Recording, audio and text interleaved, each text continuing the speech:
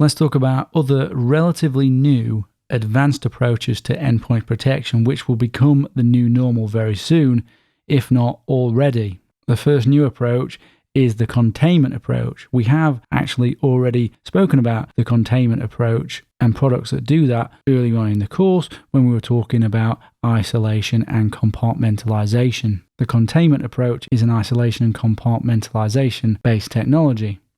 Products using the containment approach isolate the clean system from potentially malicious files like Office documents, Adobe files, PDFs, scripts, and browser-based content. And these interpreted files can have enough privileges to attack the system or to attack the container using an unpatched or zero-day vulnerability. These files are difficult to detect using a traditional signature-based approach. The containment approach, offered by companies such as Invincia, Bromium, Bufferzone, and Pharanics Deep Freeze, as you can see here, isolate the core system or the clean system from untrusted interpreted code by policy.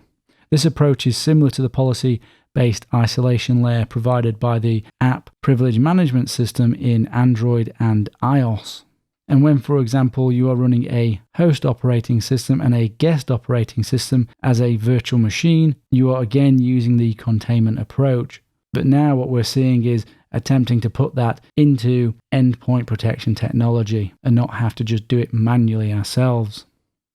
Another relatively new approach to endpoint protection is deception-based approach like decoy honeypots and servers, honey tokens. These provide early detection of hackers that are already inside your network or already on your system. Elusive Networks, Javelin Networks, Ativo Networks, and Canary Tools, as you can see here, are examples of vendors with solutions that provide these early warnings to you when they can see what's called lateral movement. The lateral movement, this means that the hacker is moving around the network. That's lateral movement. These generally work by presenting something to the hacker that seems worthy of investigation, like a server full of interesting files.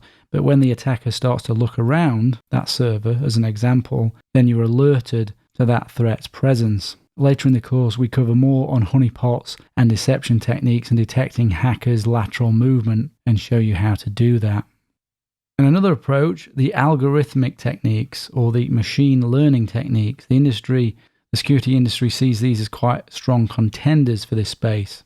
Using these methods, it can detect unknown malware or attack techniques without comparing them to a database of known bad artifacts or a blacklist. Algorithmic techniques such as machine learning, also called artificial intelligence, are based not on a database or list of what is known good or bad artifacts, but are based on a computational model that would include characteristics of known good and known bad. Machine learning discovers a detection equation based on predefined datasets, known good and known bad, and it is the equation, not the database traversal, that determines the probability that a new event is good or bad.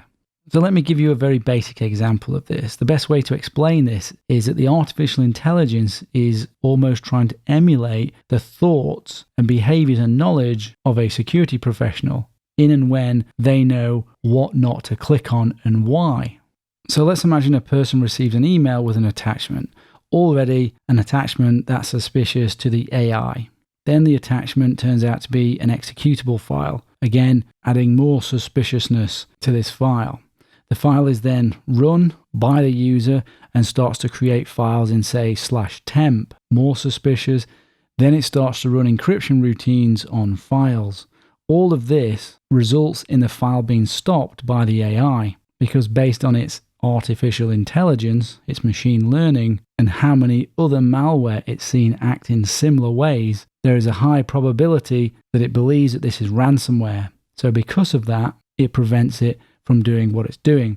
That is a very basic explanation of the principle. The AI knows the actions of malware that acts similar to that within its database and therefore can identify it as likely to be malware. Cylance and Deep Instinct are representative vendors of this trend towards algorithmic approaches. But these models, this artificial intelligence, requires training, and depending on the vendor, this will be by the user or models which can be provided to the customer by the vendor based on suitability for the environment, or they can be constantly provided from the vendor from the cloud, or depends on the approach of the vendor. The products learn from large numbers of malware samples how malware infects machines. Malware tends to use a common set of techniques to infect, and these techniques change actually quite slowly. And malware even borrows code from other malware, making it more likely that the malware is going to perform similar types of actions, which the AI would easily be able to notice as being that of malware. And creating completely new malware using completely new techniques in order to infect is a lot of work for the malware writers, so they try to avoid doing that. Certainly at the moment they do anyway, meaning once the machine learning product learns the current common techniques, it can detect most malware. But the models do need to be fed with the latest malware, obviously, so that they can keep up to date with the latest techniques of infection. If they are not kept up to date, they will not learn the new and crafty techniques that malware will adopt. And of course, malware will adopt new and crafty techniques once the writers start to battle against artificial intelligence. False positives with machine learning are actually an unavoidable side effect because legitimate software such as low-level drivers and some security products can look exactly like malware. So false positives will happen with machine learning, so they will require a little bit of tuning.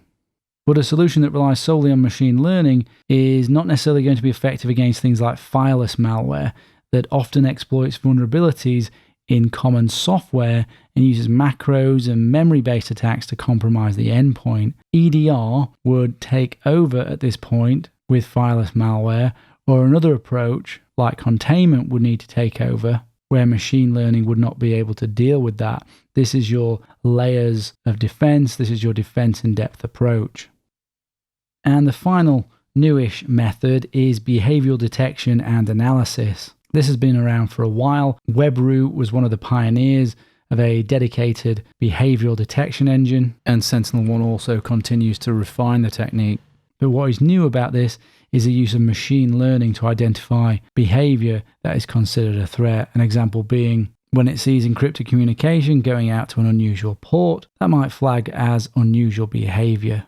So there you go, that's a summary of the new endpoint technology controls, or rather the soon-to-be, not new, but the here and now technology of endpoint protection.